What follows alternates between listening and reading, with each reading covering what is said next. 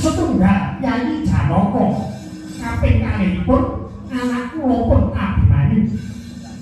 Pramila panjenengan siraosaken palandhanipun Yayi Prabu Kuntadewa menawi boten ingkang dipun ruwangi saking barisaning Cakrabya yen Abimanyu tulunga waku Kuntadewa.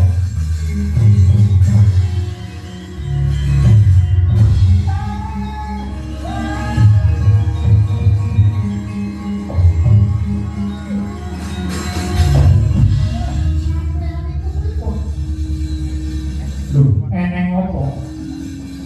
Bocah iki kejeban. Metu saka pingitan kalih tau lah kok jenengan dawuh. Supaya bawa tegapun iku pripun? Lho, iki mau dawuhe Kresna. Kresna kuwi minangka botoke. Jaman gayeng ampun gampang percaya.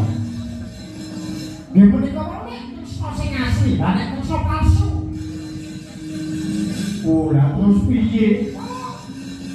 Wis mongso bondo anggon